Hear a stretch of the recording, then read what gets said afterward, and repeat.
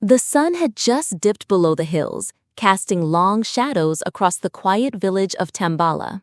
Birds gave their final calls as dusk settled, and the narrow dirt paths began to empty. Most villagers had retreated into their homes, lighting oil lamps and preparing for a peaceful night. But this evening was different. Hidden behind the thick bamboo grove at the edge of the village, a black van waited in silence. Inside, 4 masked individuals sat in tense quiet. They were professionals, silent, precise, and cold. The leader, known only as Malik, checked his watch. 6:47 p.m. Let's move. They slipped out of the van, dressed in dark clothes, faces obscured.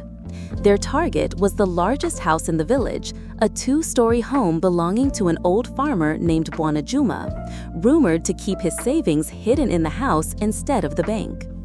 The group had done their homework. Juma had no family. His guard dog was old and nearly blind.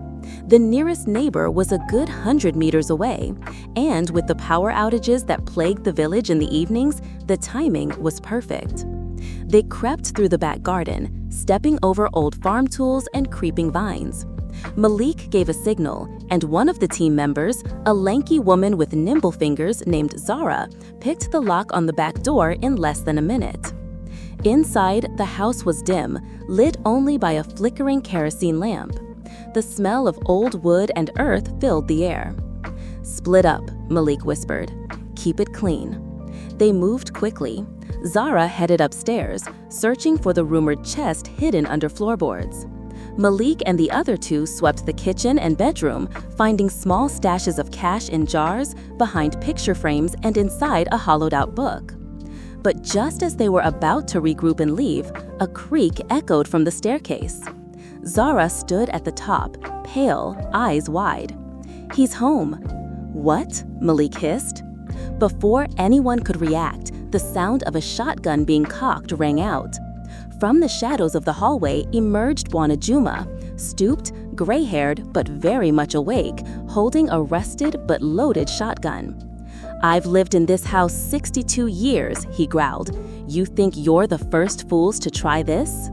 The robbers froze. A single breath passed before the lights outside flickered on. Generator-powered floodlights triggered by motion sensors. Shouts came from the neighboring houses, phones rang, dogs barked, people were running toward the house. Malik cursed, "Abort, go!" They scattered, out the back door, through the fields, leaving behind a bag half filled with stolen cash. The van sped off before the mob could catch up, tires throwing dust and gravel into the air. The village was safe, and Bwana Juma stood on his porch, shotgun in hand, the lamplight reflecting off his steady eyes. "Young thieves," he muttered, "never underestimate an old man with nothing to lose."